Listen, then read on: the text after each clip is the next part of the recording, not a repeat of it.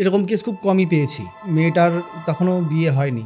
বিয়ে হওয়ার আগে ওদের বাড়িতে প্রচণ্ড পরিমাণে মৃত্যুর যোগ বেড়ে যায়। প্রায় ২ বছরের মধ্যে ৩ জনের মৃত্যু হয়। প্রথমে মেয়েটার ঠাকুমা মারা যায়। ওদের আঁতুড় কাটতে না কাটতেই ওর পিসি আর পিসামশাই দুজনে কোথাও বেরিয়েছিল, সেখান থেকে ফেরার সময় তাদের একটা অ্যাক্সিডেন্ট হয়।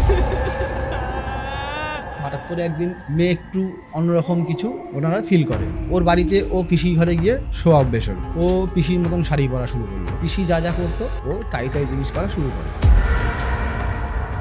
যেহেতু বিয়ে দেবে বলে ঠিক করছে, ও একটা সাদার ওপরে শাড়ি পরে এসছে। ওকে যখন হাতে ভাত কাপড়ের যখন থালাটা দেয়, তখন থালার মধ্যে তো মাছ থাকে, তো মাথাটা দেখার পর রেগে যায়। তো তুই আমাকে মাছ আঁশ দিচ্ছিস কি হিসেবে? তুই জানিস না আমি দিয়ে দেবো? আচ্ছা,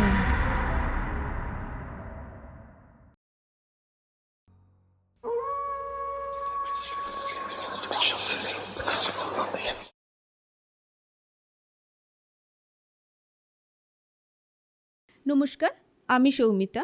আমার চ্যানেল আতঙ্ক আনলিমিটেডে আপনাদের সবাইকে স্বাগত। আজ আমাদের সাথে অতিথি হিসেবে আছে শ্রী বিক্রমাদিত্যজি। বিক্রমাদিত্যজির কাছ থেকে আমরা ভৌতিক অভিজ্ঞতা তো শুনবো, তার আগে আমি একটা ছোট কথা বলি। আপনারাও যদি আপনাদের এই রকম কোনো ভৌতিক অভিজ্ঞতা আমাদের সাথে শেয়ার করতে চান, তো অবশ্যই ডেসক্রিপশনে আমাদের নাম্বার দেয়া থাকবে, সেখানে আপনারা যোগাযোগ করতে পারেন। আপনি কেমন আছেন বলুন? ভালো, তুমি কেমন আছো বলো? খুব ভালো। অনেক দিন পর আপনার সাথে দেখা হলো। কথা অনেকদিন ধরেই হচ্ছে, কিন্তু ওই হ্যাঁ। সময় হচ্ছে না আর হ্যাঁ, কি। বলো। তো আজকে যে আমি প্রথমেই অফ ক্যামেরা আমি বলেছিলাম যে আমি গল্পটা শুনবো না, অন ক্যামেরাতেই শুনবো। তো চলুন শুরু করা যাক। ঘটনাটা ঠিক কীরকমভাবে শুরু করবো আমারও ঠিক একটু গুলিয়ে উঠছে। আমি এরকম কেস খুব কমই পেয়েছি। তো একটা ফ্যামিলিতে ধরো মেয়েটার তখনও বিয়ে হয়নি। বিয়ে হওয়ার আগে ওর ফ্যামিলিতে কেউ বোধহয় কিছু করে, মানে ওর সংসারের যাতে অশান্তি হয় বা এই যে কোনো কারণে করেছে। তো সেক্ষেত্রে ওদের বাড়িতে প্রচণ্ড পরিমাণে মৃত্যুর যোগ বেড়ে যায়। প্রায় ২ বছরের মধ্যে ৩ জনের মৃত্যু হয়। প্রথমে মেয়েটার ঠাকুমা মারা যায়। ঠাকুমা মারা যাওয়ার পর বেশ কিছুদিন ওদের আঁতুড় কাটতে না কাটতেই, মানে ১টা বছর কাটতে না কাটতেই ওর পিসি আর পিসামশাই দুজনে কোথাও বেরিয়েছিল, সেখান থেকে ফেরার সময় তাদের একটা অ্যাক্সিডেন্ট হয়। তো সেখানে তারাও প্রায় মাস ২ কোমায় থাকার পর, দুজনেই কোমায় ছিল, একটা বড় রকমের অ্যাক্সিডেন্ট হয়। তো সেখান থেকে তারা দুজনেই একটা সারভাইভের জায়গায় আস্তে আস্তে আসেনি, কোমায় ছিল। তো সেক্ষেত্রে তাদেরও দুজনের মৃত্যু হয়ে যায়। এই মৃত্যুগুলো ঘটার পর একটা বাড়িতে বড় ট্রমার জায়গা তৈরি হয়। যেহেতু একটা বাড়িতে পরপর এরকম যদি মৃত্যু হয় না, এক তো ঠাকুমা মারা যায়, তো সেক্ষেত্রে ঠাকুমার একটা পেনশন ছিল, সেক্ষেত্রে নয় বাড়িতে সবার একটা ঠিকঠাক আর্থিক জায়গাটাও ঠিক ছিল। তো ঠাকুমার পেনশনের পরে হয়তো পিসি পিসেমশাই দুজনেই মারা যায়। তো সেক্ষেত্রেও ওর পিসি আরও একটা খুব ভালো বন্ধুর মতন মিশতো। এই নয় যে ভাইজি বা ও পিসি, সেই সম্পর্কটা ছিল না। মোটামুটি একটা ১২-১৩ বছরের গ্যাপ ছিল হয়তো ওদের মাঝখানে। তো একটা ভালো সম্পর্ক ছিল ওর সাথে। তো এখানে একটা বড় ট্রমার জায়গা তৈরি হয়। আর দীর্ঘদিন ধরে দেখছে যখন আর্থিক অবনতি হচ্ছে, আর তার মধ্যে এরকম একটা ঘটনা ঘটছে ওদের মধ্যে, তো জিনিসটা একটা নিজেদের মধ্যেই আলোচনার বিষয় এসে যে এরপরে মেয়েটা আছে, তো আমাদেরকেও তো সার্ভাইভ করতে হবে, যেটা ওর বাবা মায়ের চিন্তা, যেটা প্রত্যেক বাড়িতেই হয়ে থাকে, যে মেয়ে একটা প্রাপ্তবয়স্ক হয়ে যাওয়ার পরে মেয়েটাকে নিয়ে কী করে সবটা মেনটেন করব।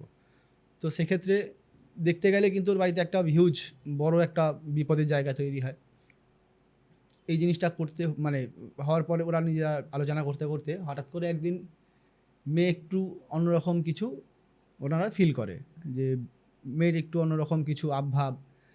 যেমন সবার আগে ধরে শুনুন যে ওর বাড়িতে ও পিসির ঘরে গিয়ে শো অভ্যেস হলো। একটা অ্যাডাল্ট হওয়ার পরে বাবা মায়ের থেকে আলাদা হতেই হয়, বাবা মা সেরকমভাবে গা নেয়নি। ও পিসির মতন শাড়ি পরা শুরু করলো। এরকম করতে করতে একটা সময় পিসি যা যা করতো ও তাই তাই জিনিস করা শুরু করে। তো দেখতে দেখতে ওর বাড়ির লোকের কোনো সময় একটু অদ্ভুতই মনে হয়, কোনো সময় বলে না চলো ঠিক আছে, পিসির জিনিসই তো, তো বাইরের কেউ নয়, ইউজ করছে করুক।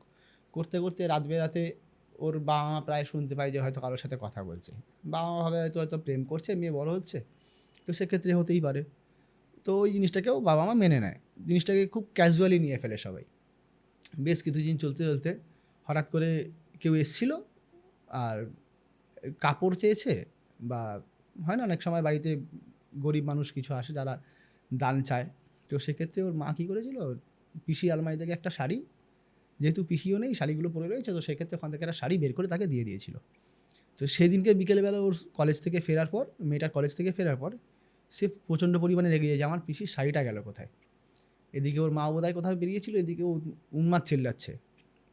তো ওর মা বাড়িতে আসার পরে দেখছে যে মেয়ে এরকম চেল্লাচ্ছে, তো জিজ্ঞাসা করেছে, বলছে শাড়িটা গেল কোথায়, আমার পিসির শাড়ি তো আমাকে দিতে কে বলেছে, তুমি দিয়েছো কেন? মানে ওর মা বলেছে আমি দিয়েছি, এরকম কেউ এসেছিলো, তো বলছে তুমি দিয়েছো কেন? এটা নিয়ে উন্মাদ একটা জায়গা তৈরি হয়।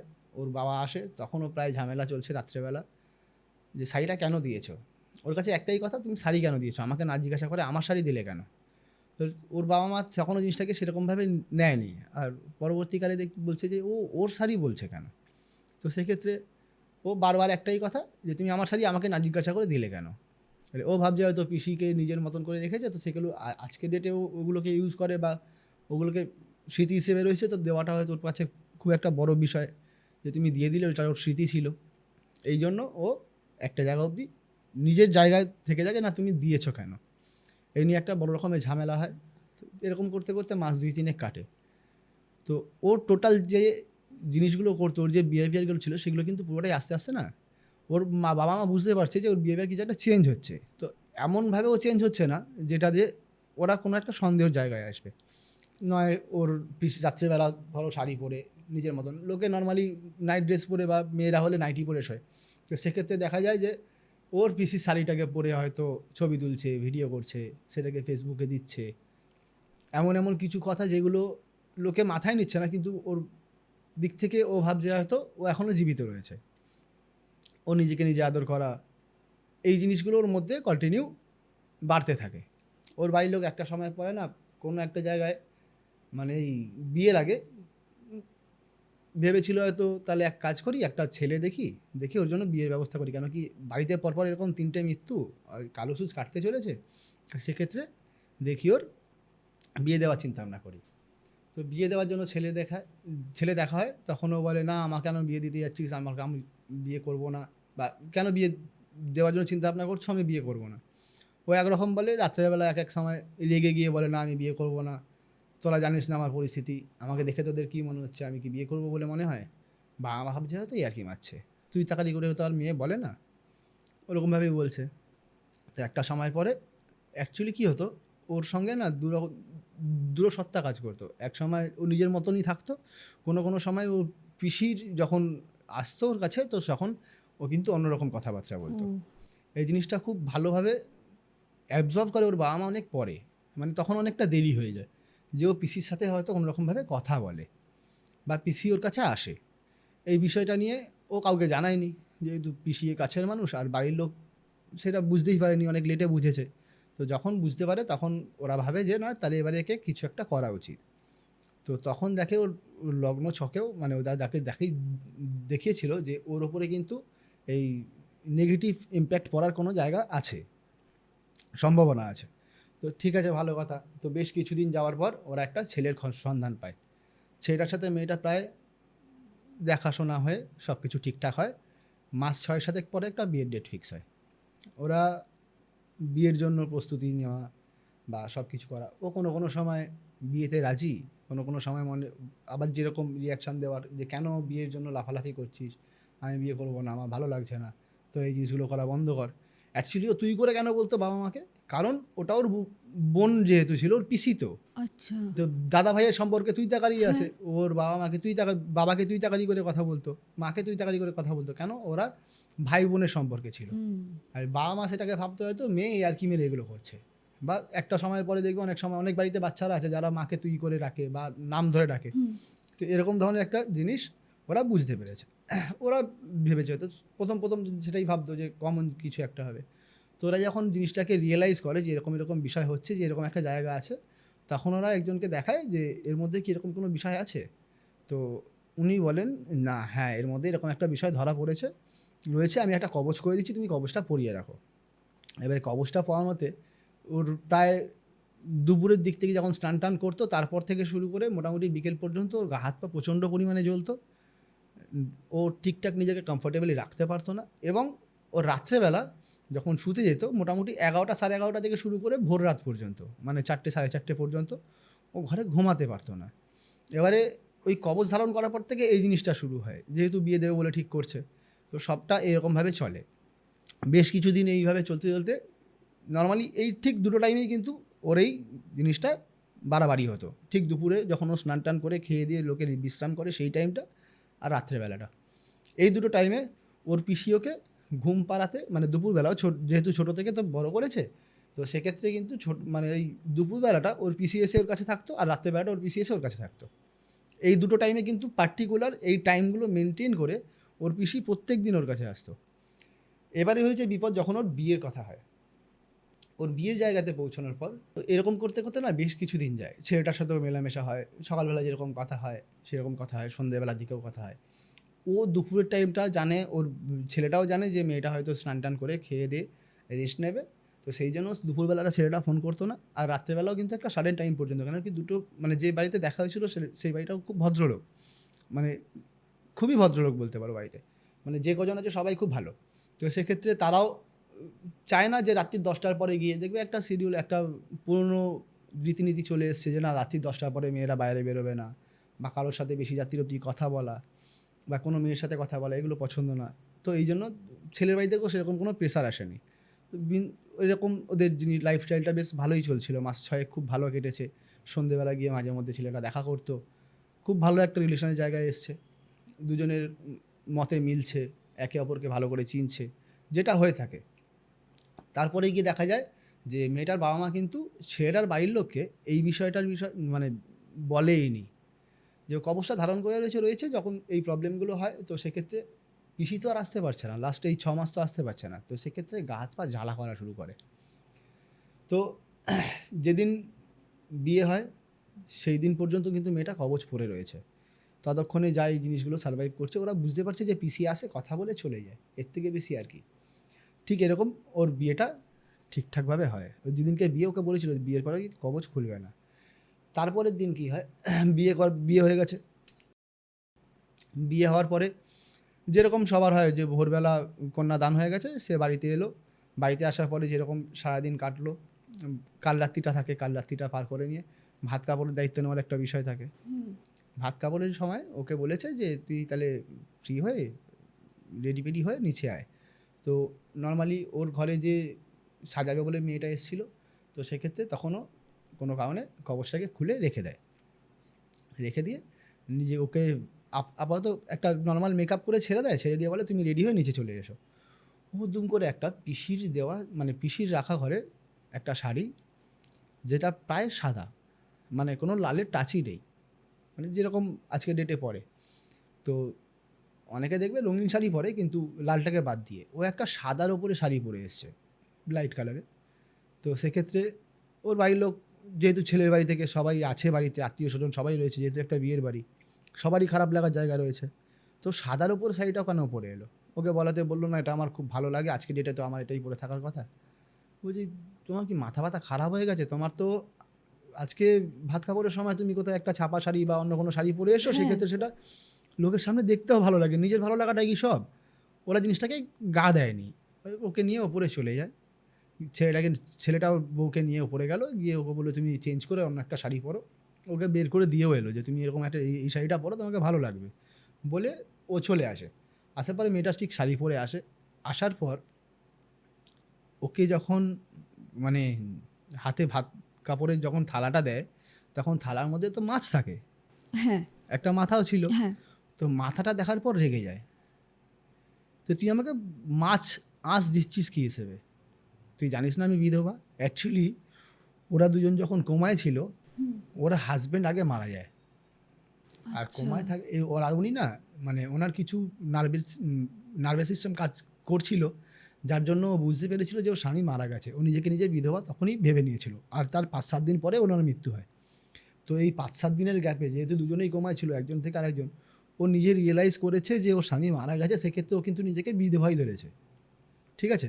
আর কিছু মানুষ আছে যারা কিন্তু এই রিচুয়ালটাকে খুব ভালোভাবে মানে, বিশেষ করে যদি দেখো একটু গ্রামের সাইডে হলে এগুলোকে দেখবে আজকের ডেটেও প্রচুর মানুষ মানে যে বিধবা মানে আমি মাছ ডিম মাংস খাবো না, আমি ভেজই খাবো, আমি ননভেজ খাবো না। তো সেক্ষেত্রে ওর একটা রাগের জায়গা তৈরি হয় যে তোরা আমার মাছ দিলি কী হিসেবে, আর আমাকে এরকম লাল শাড়ি পরিয়েছিস কেন? অলরেডি দুপুর হয়ে গেছে স্নান টান করে এই জিনিসটা এই রিচুয়ালটা করতে। ও তো কবচটাকে খুলে রেখেছিল, ও তো আর বুঝতে পারছে না যে ওর মধ্যে এই জিনিসটা হয়েছে। ওর বাড়ির ছেলেটার বাড়ির লোক একটুখানি ঘাবড়ে গিয়ে ডাইরেক্ট মেয়েটার বাবা মাকে ফোন করে। মেয়েটার বাবা মা ওদেরকে জানায় যে আপনারা কিছু হোক না হোক মোটামুটি 4টে অবধি ওকে একটা ঘরে রাখুন। রিচুয়ালটা যাই হোক না কেন, যদি মনে করেন যে 4টের পরে করবেন সেক্ষেত্রেও করুন, কিন্তু ওকে একটু আলাদা ঘরে রাখুন। ওর কোনো রকমভাবে কি গলায় কবচটা নেই একটু দেখবেন। ছেলের মা গিয়ে দেখে ওর গলায় কোনো কবচ নেই, নর্মাল সেজেছে, গলায় একটা নর্মাল চেন পরে, একটা সোনার চেন পরে, যেহেতু নতুন বিয়ে হয়েছে সোনার চেন পরে এসে সে মাথায় ঘোমটা দিয়ে নর্মালি ভাত কাপড় রিচুয়ালটা করতে গিয়ে এরকম একটা কাণ্ড ঘটে। আর ওর তখনই যে বলে যে আমি তো বিধবা, তোরা আমাকে এটা দিচ্ছিস কেন, তখন 10টা লোকের সামনে না সবাই শুনতেও তো খারাপ লাগে। তো এই জিনিসটা এরকমভাবে সবার সামনে যখন প্রেজেন্ট হয় ওরা কেউ জিনিসটাকে না মেনে নিতে পারছে না,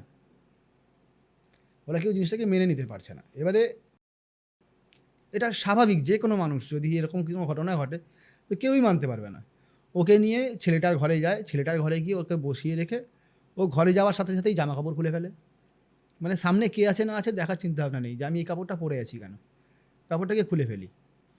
খুলে দিয়ে ও নিজের মতন নিজের একটা জামা কাপড় পরে, নিজের পছন্দ মতো জামা কাপড় পরে ও নিজে একটা সাইডে গিয়ে নিজের মতন চুপচাপ দাঁড়িয়ে থাকে, জানলার দিকে বাইরে দাঁড়িয়ে তাকিয়ে নিজের মতন কিছু কথাবার্তা বলছে। ওর বাড়ির লোককে ফোন করে বলা হলো আপনারা যখন আসছেন আপনাদের তো মোটামুটি 7:30 8টা বাজবে, আপনার বাড়ি থেকে এমন কোনো 2জন ব্যক্তি আসুন যারা ওকে হ্যান্ডেল করতে পারবে। এই জিনিসটি কিন্তু আমাদের স্বাভাবিক বলে মনে হচ্ছে না, আপনারা এটা আমাকে জানাননি কেন আগে? সেখানে একটা ঝামেলার জায়গা তৈরি হচ্ছে যে আপনারা আগে আমাকে জানাবেন যে এই বিষয়টা নিয়ে কেন হচ্ছে। বুঝছে না, দেখুন ওরা একে অপরকে ভালোবাসে, আর ছেলেটাও এমনকি ও তো খুব একটা টাইম স্পেন্ড করেছে তাও নয়, আর খুব একটা টাইম স্পেন্ড করেনি তাও নয়। ওর যেই সময়গুলো মিশেছে সেই সময়ের মধ্যে তো ওর মধ্যে সেই সত্তাটা কাজই করছে না। তো সেক্ষেত্রে তো ও জিনিসটা কিছু জানেই না। আর ওকে যেরকম করে কবচ করে প্রোটেস্টেন্টের জায়গা দিয়ে দেবে সেটা তোদেরকে জানানো উচিত ছিল, যাতে কবচটা ওর না খোলে। তো এই জায়গাটাও জানায়নি, দেখতে ভালো লাগবে বা যে কোনো কারণে হয়তো কবচটাকে খুলে দিয়েছে।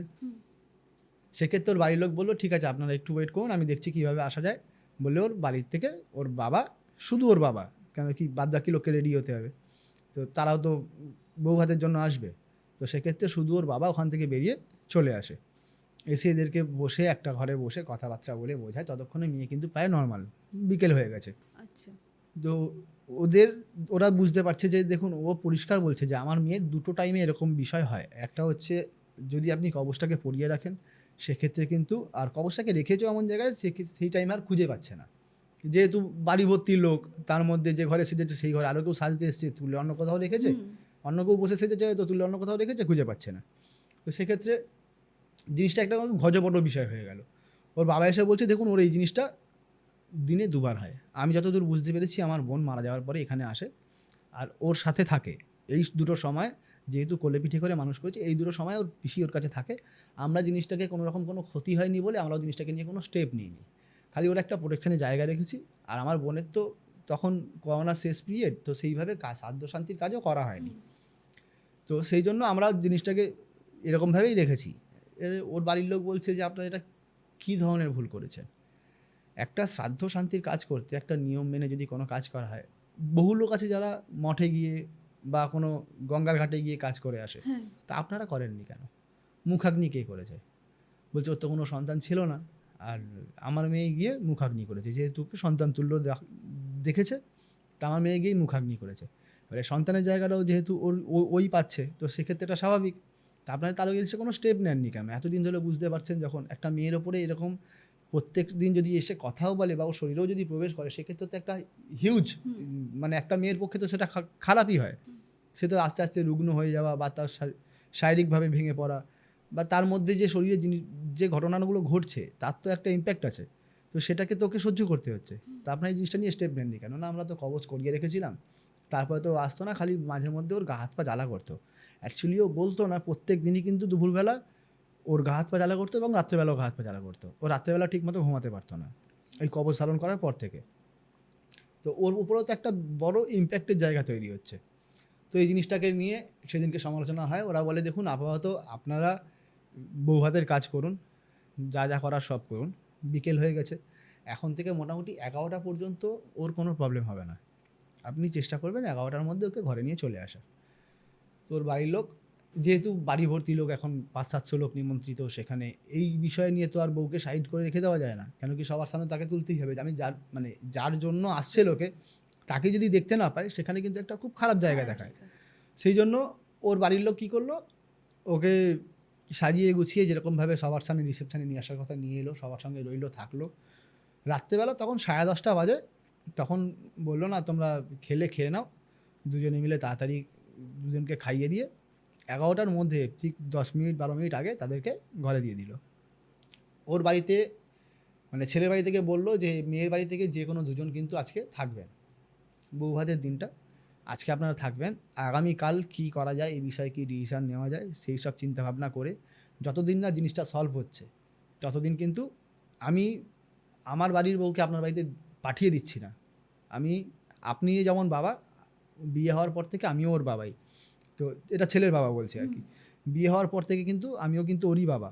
তো আমারও একটা দায়িত্ব আছে, আমার যেমন দায়িত্ব আছে আপনারও সেরকম দায়িত্ব আছে, যেটা মেয়ের বাবাকে বলে যে আপনারা থেকে জিনিসটাকে একটা সল্ট আউটের জায়গায় নিয়ে আসুন, জিনিসটাকে আমরা চাই যাতে ক্লিয়ার হয়ে যায়। আজকে যে মেয়েটা কষ্ট পাচ্ছে, এটা আপনার মেয়ে এতদিন ধরে কষ্ট পাচ্ছে, আপনি কেন কোনো রকম কোনো স্টেপ নেননি বা খালি ক বছরের উপর থেকে চলে গেছেন সেটা আমি বুঝতে পারছি না। তো এর এগেনস্টে একটা স্টেপ নেওয়া উচিত। তো এইটাকে যতক্ষণ না ঠিকঠাক হচ্ছে ততক্ষণ আপনারা দুজন কমসে কম থাকুন, কেন কি একটা মেয়ে মানুষ নতুন আমার ঘরে এসছে, ওরও অ্যাডজাস্ট করতে সময় লাগবে ফার্স্ট। আর সেকেন্ড হচ্ছে যে ওর এই বিষয়টাকে যদি আমরা সলভ না করি তা পরবর্তীকালে ওর পক্ষেও খারাপ, সেটা আমাদের বাড়ির পক্ষেও খারাপ। ওদের বাড়িতে যে কাজটা করেছিল সে কিন্তু ওর বংশ নির্বংশ করার জন্যই করেছিল, কেন কি ওর বাবা মাও প্রায় ভোগন্ত অবস্থায়, আচ্ছা, ওর মাও ভুগছে। অ্যাকচুয়ালি করেছিল কখন, যখন ওদের কোনো জমির পাশাপাশি কোনো জমি ছিল, ওদের একটা বড় জমি ছিল, সেই জমিটাকে নেওয়ার জন্য যেহেতু এর পরে আর কোনো বংশ বিস্তারের জায়গা নেই, সেক্ষেত্রে ও জানতো যে যদি এদেরকে এরকমভাবে মেরে দেওয়া যায় তো সেক্ষেত্রে কিন্তু জমিটা ওরা নিয়ে নিতে পারবে। তো সেই জায়গাটাই কিন্তু আস্তে আস্তে ক্রিয়েট হচ্ছিল।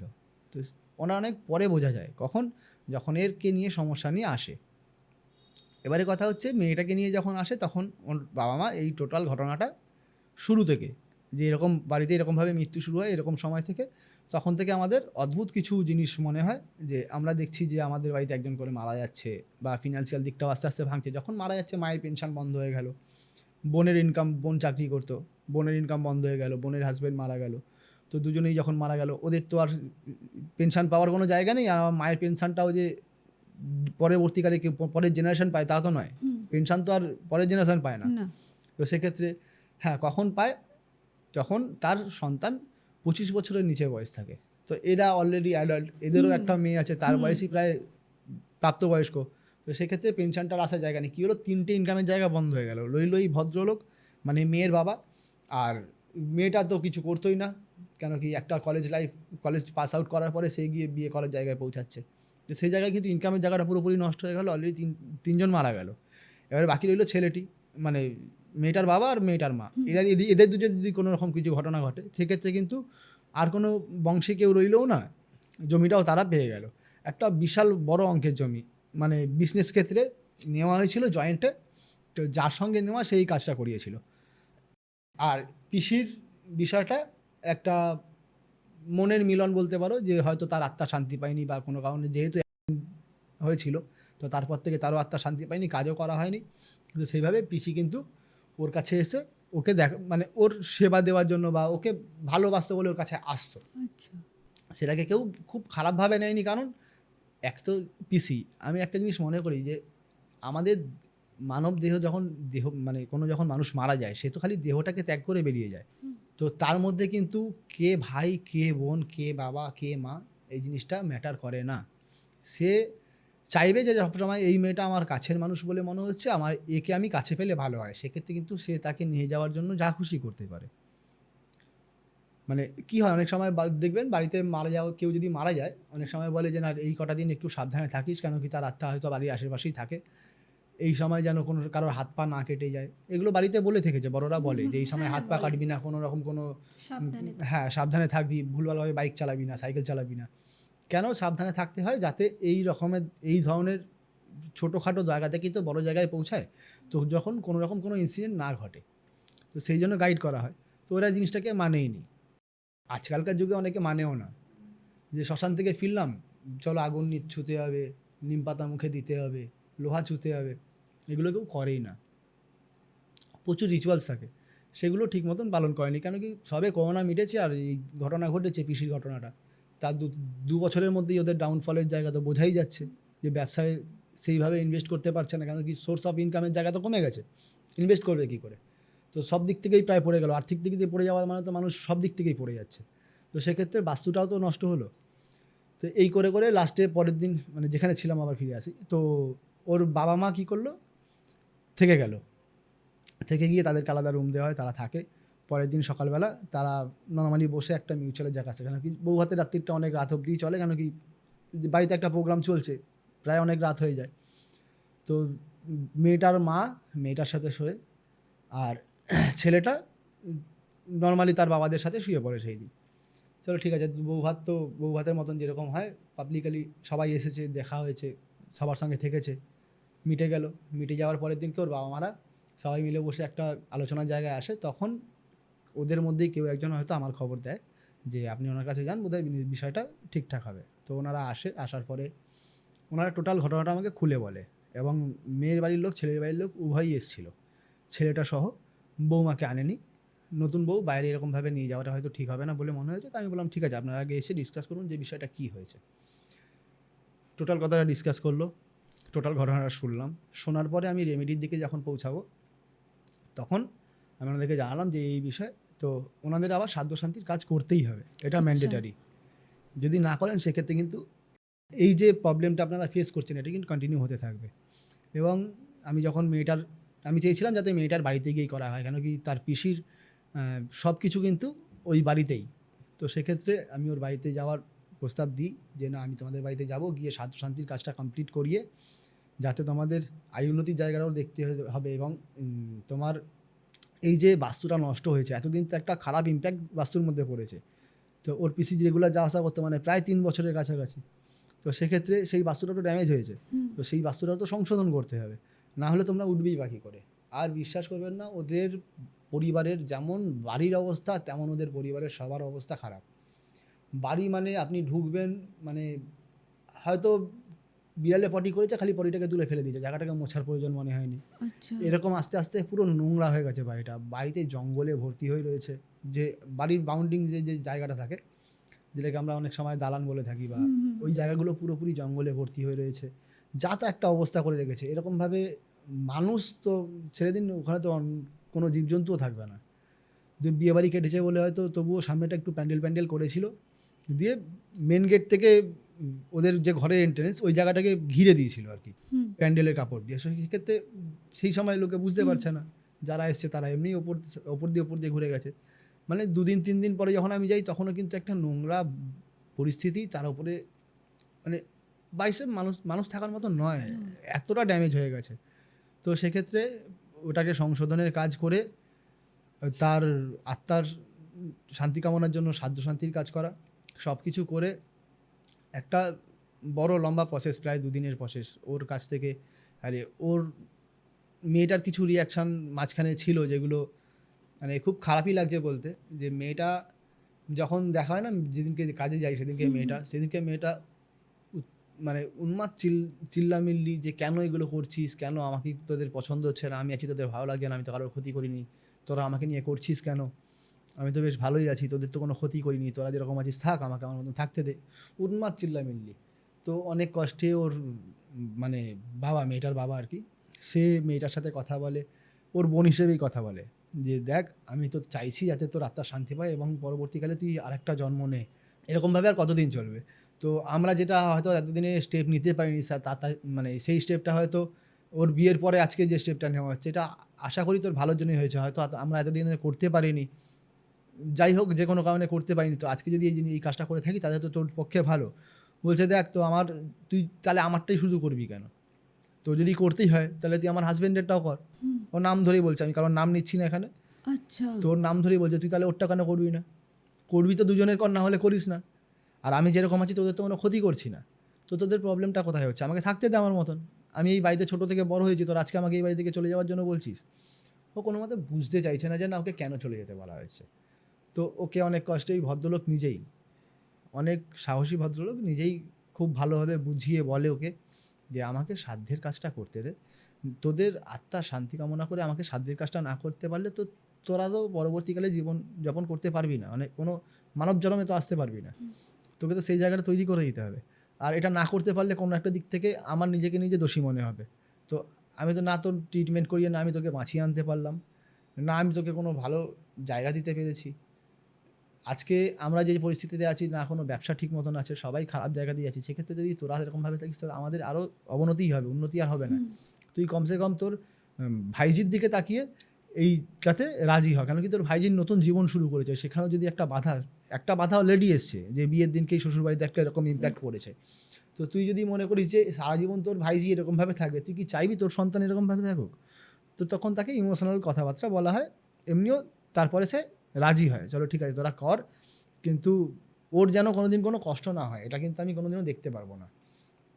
তোরা সবসময় চেষ্টা করবি যে মেয়েটা যেন ভালো থাকে। আমি কারণ নাম নিচ্ছি না, কারণ নতুন তাদেরও সাংসারিক জীবন, তো ওরা যাতে ভালো থাকে এই জায়গাটা তৈরি করে রাখিস। ছেলে হিসেবে আমি তো বুঝবো না কেমন, তোরাই যতটা বুঝে দিয়েছিস, তোরা দেখ যাতে ওদের সংসারটা ভালো হয়। তো তারপরে ও সাধ্য শান্তির কাজ করতে দেয়। মোটামুটি বাড়িতে রেমেডিস প্রায় 4-5টা পয়েন্ট আমি খারাপ দেখেছি, সেগুলোকে ঠিক করার কথা বলে এসেছি। আমি জিনিসপত্র দিয়েছি ঠিক করার জন্য, মানে কিছু কিছু জিনিস প্ল্যান করতে হয়, তো সেগুলোকে ঠিক করানো, প্লাস বাস্তুর বন্ধন করে সবাইকে আপাতত সবাই ঠিকঠাক একটা পরিস্থিতিতে ঠিকঠাক জায়গায় রয়েছে।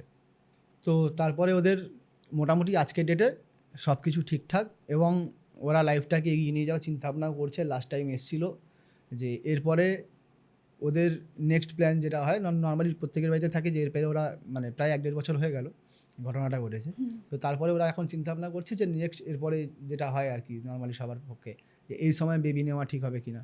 তো সেই বিষয় নিয়েও কিছু আলোচনা করতে এসেছিলো। তখন আপাতত মোটামুটি সবাই ঠিক আছে, ওর ব্যবসাটাও আগের থেকে অনেক উপরের দিকে উঠছে আস্তে আস্তে। কেন কি একটা নেগেটিভ ইম্প্যাক্ট পড়ার পরে না এটা একটু সময় লাগে যে ওপরের দিকে উঠতে, কেন কি যেভাবে পড়েছিল সেখান থেকে ওপরে তুলতে যে কোনো মানুষকে একটু সময় দিতে হয়। আর রাতারাতি কিন্তু কারো জীবনেই ওই লটারি লাগার মতন উন্নতি হয় না। যা হয় তুমি যদি স্বাভাবিকভাবে সামনের দিকে এগো তখন কিন্তু দেখবে যে তোমাকে আস্তে আস্তেই গ্রো করতে হচ্ছে, না হলে তুমি যত তাড়াতাড়ি উঠবে আর তত তাড়াতাড়ি পড়বে, এটা কিন্তু নীতিই তাই। একদম মানে তুমি 1 লাফে তো আর গাছে উঠতে পারবে না, 1 লাফে গাছে উঠলে পড়ে যাওয়ার সম্ভাবনা তোমার, কিন্তু পিঠে সেই জোরটা রাখতে হবে যে আমি ওপর থেকে পড়বো, আমার পিঠেই লাগবে, সেই জায়গাটাও তৈরি করতে হয়। তো গ্রো করার জন্য কোনো শর্টকাট না খুঁজে নিজের যেভাবে চলছো সেইভাবেই চলো, দেখবে উন্নতি ঠিক হবে। একটু সময় লাগে কিন্তু উন্নতি হয়। আচ্ছা দাদা, বাড়িতে যে নেগেটিভিটি আছে, আপনি যে বললেন যে আপনি ঢুকেই বুঝতে পেরেছিলেন যে এখানে কিছু না কিছু প্রবলেম আছে মেয়েটাদের হ্যাঁ, বাড়িতে। কিছু গাছ আছে যেগুলোকে দেখলে বোঝা যায় যে না এই গাছগুলো থাকাতে কিন্তু বাড়িতে খারাপ। যেমন ধরে রাখো মেহেন্দি গাছ। মেহেন্দি গাছ কিন্তু বাড়িতে থাকাটা ঠিক না। আর কথাতেই আছে তাল তেঁতুল বাবলা।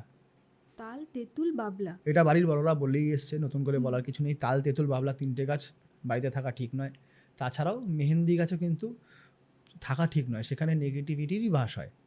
এই গাছগুলোকে অ্যাভয়েড করা কিন্তু বাঞ্ছনীয়, মানে এগুলোকে অ্যাভয়েড করতেই হয়।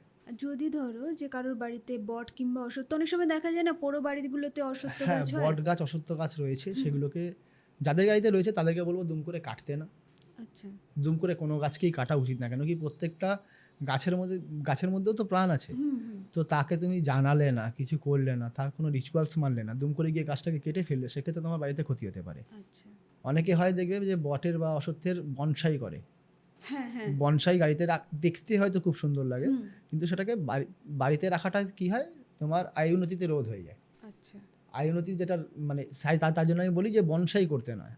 অনেক সময় ন্যাচারালি দেখবে অনেক পুরোনো বাড়িতে দেখা যায় বট গাছ বা অশ্বত্থ গাছ রয়েছে, সেক্ষেত্রে তার কিছু রিচুয়ালস আছে, কিছু পুজো করতে হয়, তাদেরকে আগাম জানাতে হয় যে আমি তোমাকে এরকম দিন এখান থেকে উচ্ছেদ করব। আচ্ছা, তারপরে গিয়ে তুমি পরের দিন যখন দিনকে উচ্ছেদ করা হবে, মানে দিনকে কাটা হয় বা ওখান থেকে উপরে ফেলা হয়, সেদিনকে তাকে জাগিয়ে মানে হাততালি দিয়ে জাগিয়ে, যাতে সে তোমার দিকে অ্যাটেনশান, মানে সে তোমার দিকে মনোযোগ দেয়, তখন তাকে বলতে হয় যে আমি তোমাকে আগের দিন জানিয়েছিলাম যে আমি তোমাকে এরকম দিনে এসে এরকম সময় তোমাকে আমি এখান থেকে উচ্ছেদ করব, তো আমি তোমাকে এবারে উচ্ছেদ করতে চলেছি, আমাকে ক্ষমা করো এবং তুমি তোমার মতন অন্য কোনো জায়গায় নিজের মতন বসবাস করো, এরকম কিছু জানিয়ে নিজের মনস্কামনা জানিয়ে তাকে ওখান থেকে তুলতে হয়। দুম করে কোনো গাছকেই কেটে ফেলতে নেই। আজকে মনে হলো এখানে উঠেছে আর গিয়ে কেটে ফেললাম, তাতে কিন্তু হিতে বিপরীত হয়, তাতে বাড়িতে খারাপ ইম্প্যাক্ট পড়ে। তো এই জিনিসগুলোকে করতে নেই, এইগুলোকে যত কম করবে, যত মেনে চলবে, তত ভালো। আর আপনি যে বলছিলেন যে পুনরায় শ্রাদ্ধ কাজ, হ্যাঁ, এগুলো মানে করাই যায়। ধরুন অনেক সময় দেখা যায় যে ছেলে হয়তো ইনকাম করার জন্য বাইরে চলে গেছে, ভালো চাকরি পেয়েছে, দেশের বাইরে আছে, ইউএসএতে আছে, কানাডাতে আছে, যেখানে থাক। তো অনেক সময় দেখা যায় যে বাবা মারা গেছে, এলো না, তো সেক্ষেত্রে শ্রাদ্ধের কাজ অন্য কেউ করলো। এবারে ধরো একটা ফ্যামিলিতে 3 জনই মেম্বার, বাবা মা ছেলে, ছেলে বাইরে রয়েছে, মাসে মাসে বাবা মাকে টাকা পাঠাচ্ছে, সে হয়তো ওখানে নিজের মতন সেটেলড হয়ে গেছে। এখানে তাদের এই ভদ্রলোকের শ্রাদ্ধের কাজটা বা ওই ভদ্রমহিলার শ্রাদ্ধের কাজটা কে করবে? করার জন্য সে কী করে, তার ভাইয়ের ছেলে হোক, ভাইয়ের মেয়ে হোক, তারা না কি কেউ না কেউ করে, যেরকম এই ঘটনাতেও সেম হয়েছে। তো এরা কিন্তু সেই রিচুয়ালসটাকে আর মানে না।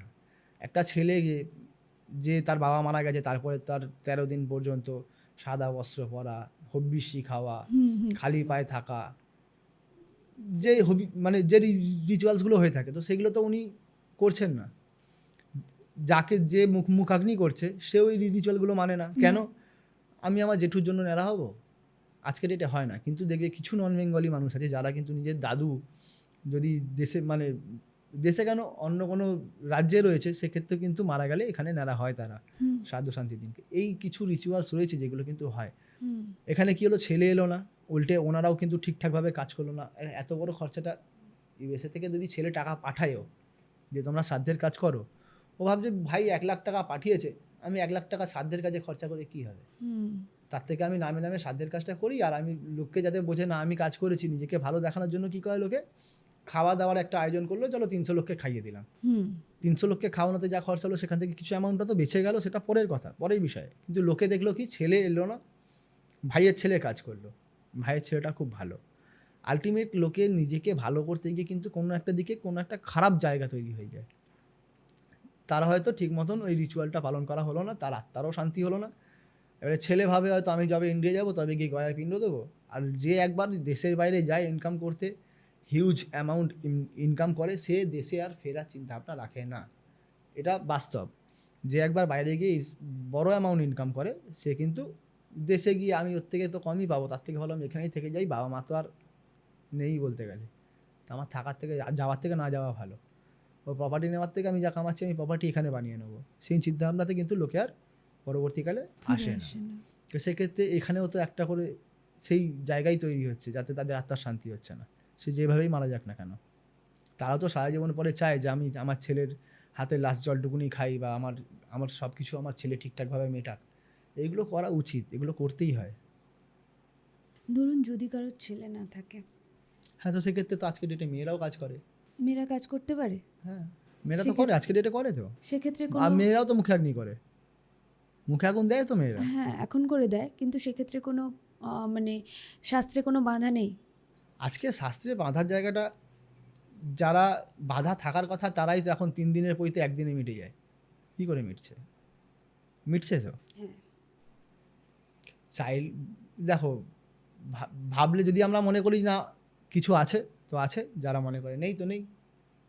তোমার কাছে যেটা বাস্তব বাস্তব, আমার কাছে বাস্তব নয় তো নয়। আমি যতটা মানে এই এনটিটি নিয়ে হ্যান্ডেল করেছি, আমি যতটা বাস্তু খারাপ দেখেছি, আমি যতটা মানুষের ছক খারাপ দেখেছি, অনেকে আছে যারা অ্যাস্ট্রোলজি বিশ্বাসই করে না, যারা এনটিটি বিশ্বাসই করে না, এনটিটি হয় না, এনটিটি নেই। যারা বিশ্বাস করে তারা করে, যারা করে না তারা করে না। কিন্তু একটা জিনিস লক্ষ্য করে দেখবে, যারা নাস্তিকও হয় না, তারা কিন্তু একটা সময়ের পরে এসে ভগবানকে বিশ্বাস করে যখন তার বয়স হয়। যতক্ষণ সিদ্ধারায় জোর থাকে ততক্ষণ ভগবানকে কেউ বিশ্বাস করে না, ভূতপ্রেত বলে কিছু হয় না। একটা টাইমের পর যখন তার সিদ্ধারার জোরটা আস্তে আস্তে ভাঙা শুরু হয়, তখন সে ঠাকুরের শরণাপন্ন হয়। এটা হতেই হয়।